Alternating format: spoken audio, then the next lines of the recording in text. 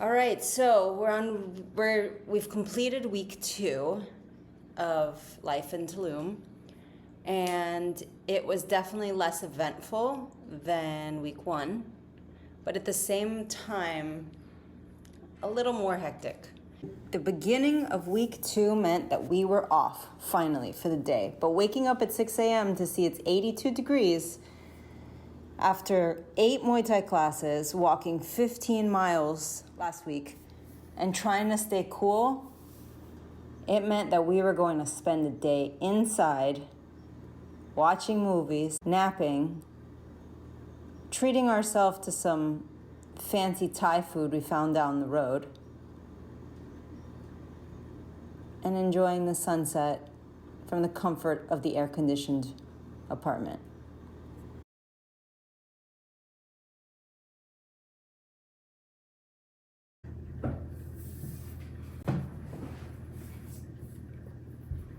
Let me tell you a little story about the Chechen Tree.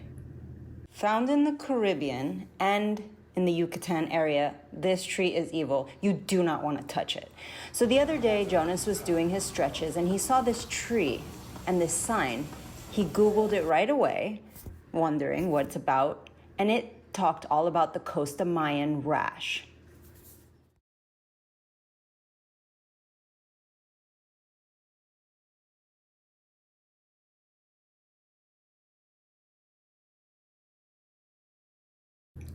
I broke out into a rash around my left eye, down my cheek, under my chin, down my neck, down my right forearm, on the left side of my stomach, in between my thighs and on my right knee.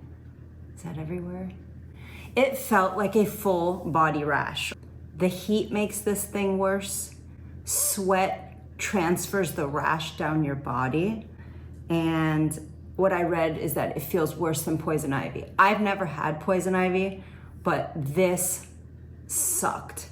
This rash caused me to have to stay inside all week long. I started feeling it on last Saturday, and I didn't even leave the apartment until Thursday. Fun fact, the cure for this rash is the plant that grows right next to it, called the Chaca Tree. Unfortunately, this remedy can only be used when you first realize you've touched the Chechen Tree. We're discovering this at like day 5.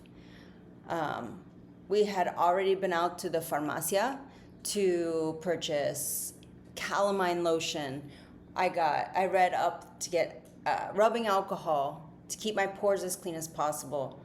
I have hydrocortisone cream 2.5%, which is, I guess, a high percentage. And thankfully, my best friend Pam has an aunt that is a dermatologist, and she gave me dosage. So I've been on prednisone now for a week, and it's finally kicked this rash. I was able to go back to the gym yesterday and do a class. And while I was there, I also learned that a red marking on a tree means also don't touch it.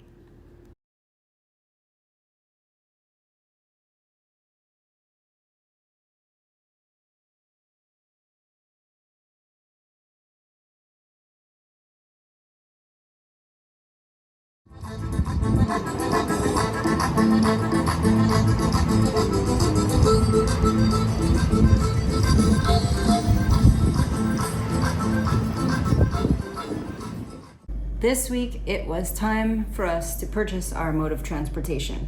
Buying a taxi ride everywhere we needed to go is not financially sound. So we headed out to the Italica store. This is where you buy motonetas. Ironically, that means scooter in Portuguese, although Latin people call it la moto, la pasola, motocicleta, all these other words. But here, for whatever reason, they call it a Portuguese word. When you walk into the store, they have all these bikes. Most of them are scooters. There's like 2 motorcycles, and people also ride ATVs here, like in the street. I wanted to get one, just, I don't know why, it felt fun. The popular brand of scooter to ride here is the Italica base model. It's a D125.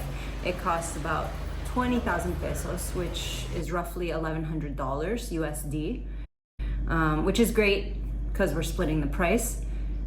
All you need to buy this vehicle in Mexico is your name, your email address, and the address that you're staying at. That's all they want.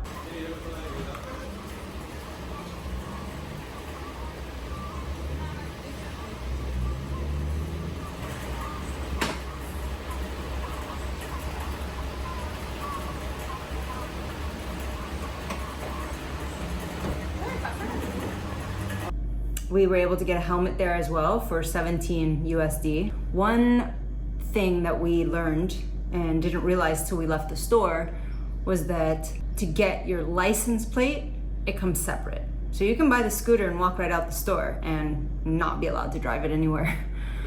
You have to register for a plate. That's a separate $100. They register you, they receive the plates, they let you know, you come back and you get it. And in the meantime, if anyone pulls you over, you just show your receipt that you bought the bike.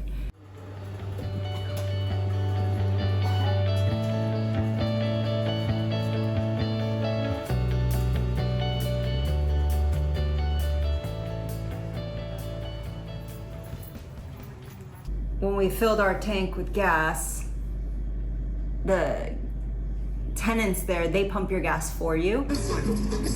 And they had tequila and they had music blasting. Gas is great. It's about 80 pesos to fill, which is almost $5 or about $5 right now.